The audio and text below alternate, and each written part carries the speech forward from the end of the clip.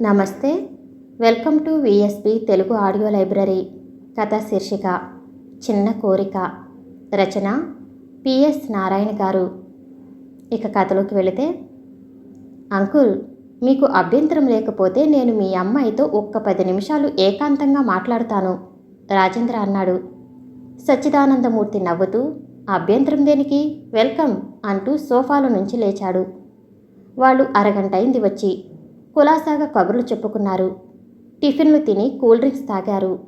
వాళ్ళ వివరాలు వీళ్ళ వివరాలు పూర్తిగా చెప్పుకున్నారు. మేమంతా పక్క గదిలో కూర్చుంటాం, మీరు మాట్లాడుకోండి. సచ్చిదానందమూర్తి కూతురు స్పందనను చూడటానికి వచ్చిన రాజేంద్ర ఆ అమ్మాయి రూపం నచ్చటంతో మరో అడుగు ముందుకు వేసి తన కోరికను ఆమె తండ్రికి చెప్పాడు. మనం ఇంతమంది లేచి వెళ్లేదానికంటే వాళ్ళనే ఆ పక్క గదిలో కూర్చుని మాట్లాడుకోమానండి అన్నాడు రాజేంద్ర తండ్రి. అది చాలా మామూలు విషయం అన్నట్లుగా నవ్వుతూ. తర్వాత 5 నిమిషాల్లోనే రాజేంద్ర, స్పందన పక్క గదిలో చెరో కుర్చీలో ఎదురెదురుగా కూర్చున్నారు. మధ్యలో టీపాయ్ మీద స్పందన అక్కయ్య 2 గ్లాసులతో చల్లటి రసనాను పెట్టి కట్టంలాగి వెళ్ళిపోయింది.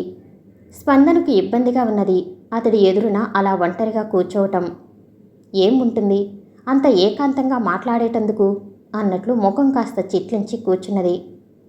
అన్ని వారాల్లోకి మీకు ఏ వారం ఇష్టం అన్నాడు మొట్టమొదటిసారిగా రాజేంద్ర నోరు తెరిచి.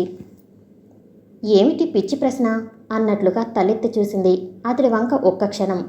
తర్వాత గురువారం అన్నది. సాయిబాబానా? రాఘవేంద్ర స్వామి కూడా. మీరు ఆ రోజు ఉపవాసం ఉంటారా? ఒక్క పూట భోజనం చేస్తాను, 2వ పూట టిఫిన్. IC, okay. అయితే నన్ను కూడా అలాంటి నియమాలు పాటించమని అడగరు కదా అన్నాడు చిన్నగా నవ్వి రాజేంద్ర. నా నమ్మకాలను మరొకరి మీద రుద్దటం వలన నాకు వచ్చే లాభమేముంటుంది అన్నది స్పందన చిన్నగా నవ్వి. అమెరికాలో నేను సాఫ్ట్వేర్ ఇంజనీరును, 4 ఏళ్ల పెట్టి అక్కడ పనిచేస్తున్నట్లుగా మీకు తెలుసు కదా? తెలుసునన్నట్లుగా తల ఊపింది స్పందన.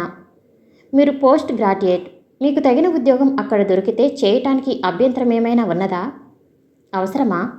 డబ్బు చేదు కాదు కదా, ఆ పైన ఒంటరిగా ఇంట్లో కూర్చోవటానికి బోరు కూడా కొట్టవచ్చు. ఒక్క క్షణం ఆలోచిస్తున్నట్లుగా ఆగి, చేస్తాను అన్నది. గుడ్. నున్నటి గడ్డాన్ని చేత్తో రుద్దుకుంటూ, మీరు నన్ను అపార్థం చేసుకోవద్దు. అసలు ఇలా మనం మాట్లాడుకోవటంలో ఉద్దేశం ఒకళ్ళ అభిరుచులు, కోరికలు, ఆశయాలు మరొకరు తెలుసుకోవటం వలన ముందు ముందు అభిప్రాయ భేదాలు రాకుండా ఉంటాయని. స్పందన విని నవ్వి ఊరుకుంది. నాకు సిగరెట్ తాగటం అలవాటున్నది అన్నాడు ఆత్రంగా, అందమైన స్పందన ముఖంలో మార్పేమైనా వస్తుందా అన్నట్లుగా గమనిస్తూ. కాస్త చికాకు పడింది అతడి మాటకు స్పందన. మీరు బయట తాగితే నేను ఆపలేను కదా అన్నది నవ్వుతూ. అతడు పెద్దగా నవ్వాడు. అంటే మీ ఎదుటన తాగటానికి వీల్లేదంటారు, అంతేనా అన్నాడు. కాస్త తడబడింది స్పందన. అలా అని కాదు. Okay okay, leave it. అక్కడ మనుషులు చాలా కలివిడిగా తిరుగుతుంటారు. మన వాళ్లకు ఆ వాతావరణం కాస్త ఇబ్బందిగా ఉంటుందేమో. మీరు అడ్జస్ట్ అవ్వగలుగుతారా? అతడి ముఖంలోకి కన్నార్పకుండా ఒక్క క్షణం చూచింది. అంటే? అతడు ఎలా చెప్పాలా అన్నట్లుగా కాస్త సంశయంగా అటు ఇటు కదిలాడు.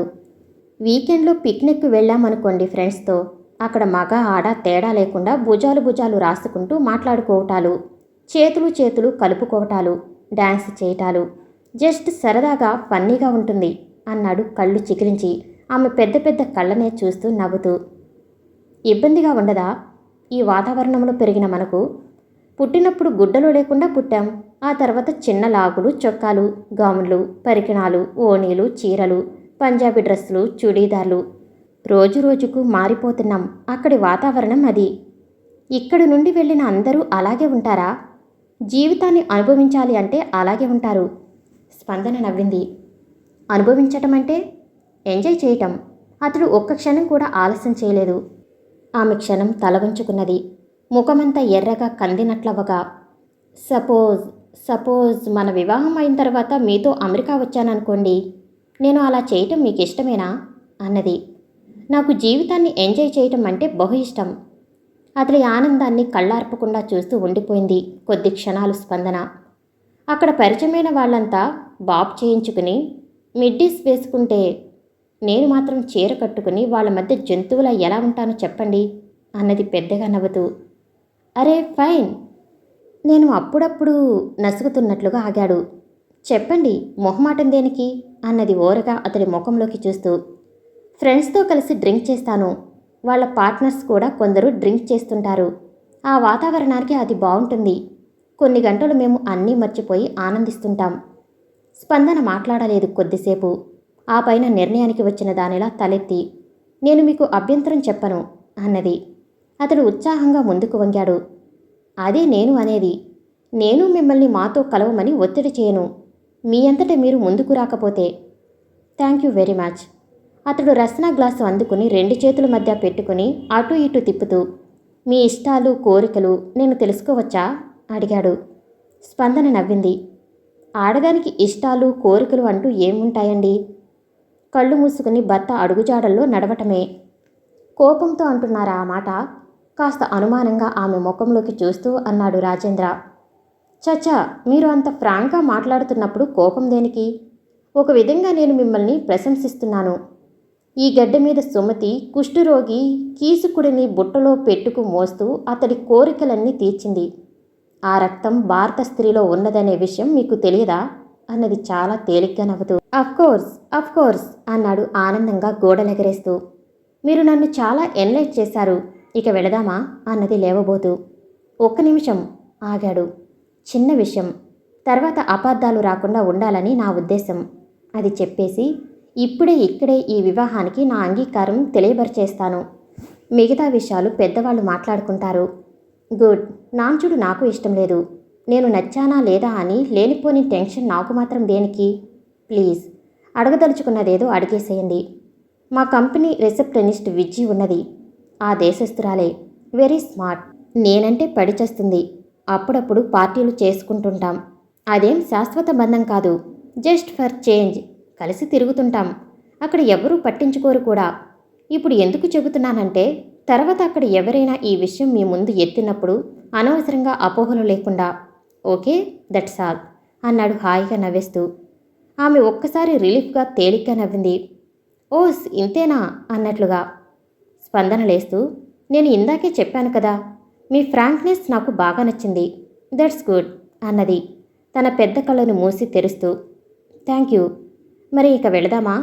అక్కడ మన కోసం అంతా ఎదురు చూస్తుంటారు అన్నది స్పందన.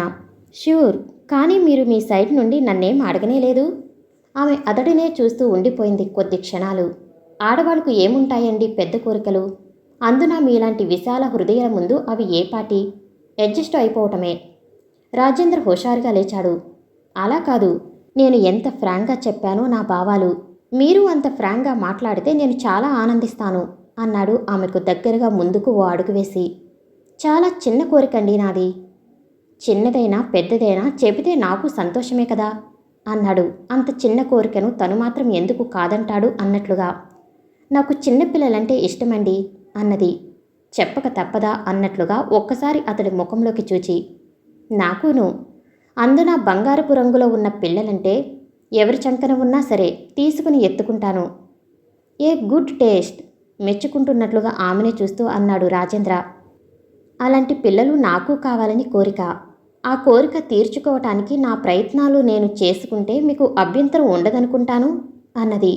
తనలో అప్పటి వరకు గూడు కట్టుకున్న కసినంతా అతడి నల్లటి ముఖం మీద కొమ్మరిస్తున్నట్లుగా చూస్తూ. సమాప్తం. నేను వినిపించే ఆడియో కథలు నవల్స్ మీకు నచ్చినట్లయితే ప్లీజ్ షేర్ అండ్ లైక్.